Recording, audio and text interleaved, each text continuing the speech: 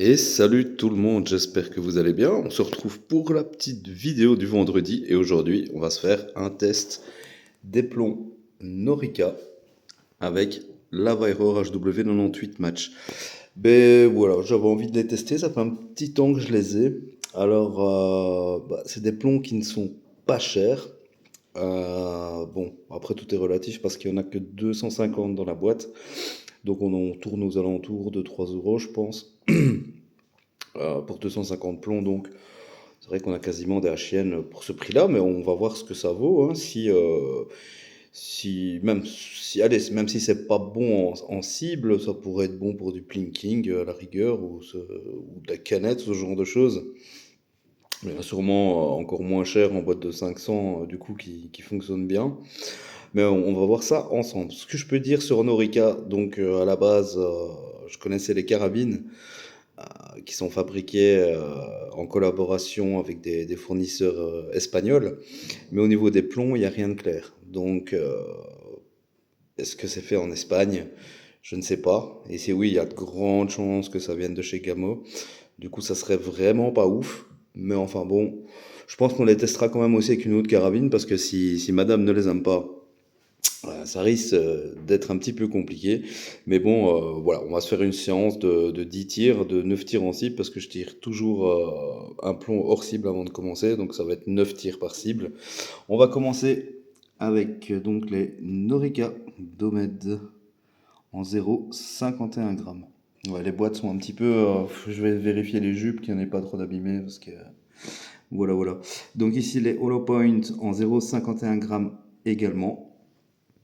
Et les Jumbo en 0,64 grammes. Ils sont assez marrants, hein. On dirait un mix de plomb pointu et de plomb domé comme ça, au niveau de la tête avec une longue jupe. Est-ce que ça va être bon? J'ai vraiment pas l'impression, mais bon, on sait jamais. On va tester, on va pas vendre la peau de l'ours avant de l'avoir tué, comme on dit. Hein. Bon, bah écoutez, ici on est un petit peu sous la pluie, hein, donc c'est la merde. Je tire sous ma véranda jusque dans le fond du jardin, donc c'est pas un problème. Mais c'est plutôt pour filmer avec le tel entre les gouttes et le laisser dehors, c'est pas génial. Mais on va essayer de se démerder. Donc je vais tirer à 20 mètres sur mon sac de tir et pas avec un chevalet. Et puis écoutez, après ça on se retrouve pour une petite conclusion et un petit débrief et mon avis sur ces plombs Norica. Allez, let's go, c'est parti.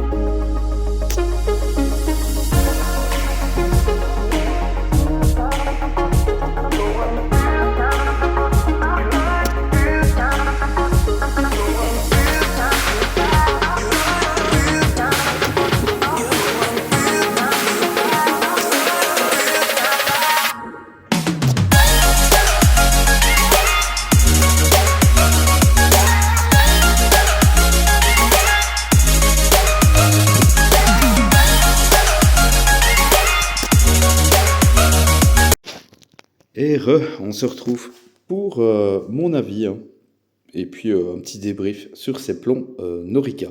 Première chose que je peux vous dire, ils sont pas mal, mais malheureusement, il y a une grosse différence de,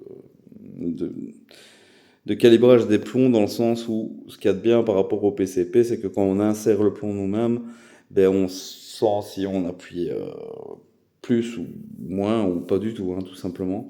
Et j'ai eu ces trois sensations. C'est-à-dire que pour aller plus ou moins 70%, un bon 70% des plombs sur les trois boîtes, tu forces un peu pour les rentrer, mais pas trop. Comme d'autres, tu devais forcer beaucoup plus, et d'autres où ça rentrait tout seul. Donc malheureusement, il y a un mauvais calibrage par rapport à ces plans-là. Donc ben voilà, mauvaise nouvelle, spoiler alerte, c'est pas de la bombe, mais c'est pas du tout mauvais. Honnêtement, j'ai une petite pièce de 10 centimes avec moi. Mis à part par rapport au calibrage les flyers que j'ai tout le temps, on reste dans une pièce de 10 centimes à chaque fois. Donc voilà, hein. Il y a toujours un petit flyer qui sort, ou une connerie pareille, mais en gros, et celui-ci qui est flagrant.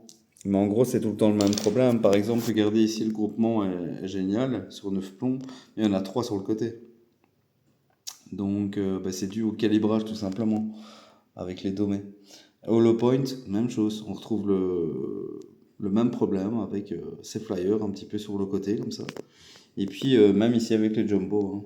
Pareil, on voit un chouette groupement et puis encore trois flyers sur le côté qui sont dus au mauvais calibrage des plombs, mais qui restent très corrects à 20 mètres, honnêtement. Faudra voir et essayer avec une autre carabine, pourquoi pas. Mais bon, avec la HW90, enfin, 98, pardon, euh, bah, il fonctionne assez bien. Faudra voir avec d'autres carabines, je testerai ça. Mais ça m'a l'air en tout cas pas trop mal. Bah, au niveau des infos, comme en début de vidéo, malheureusement, je sais qu'ils travaillent tout ça en Espagne, hein, mais est-ce que Gamo a un rapport là-dedans? Je ne sais pas.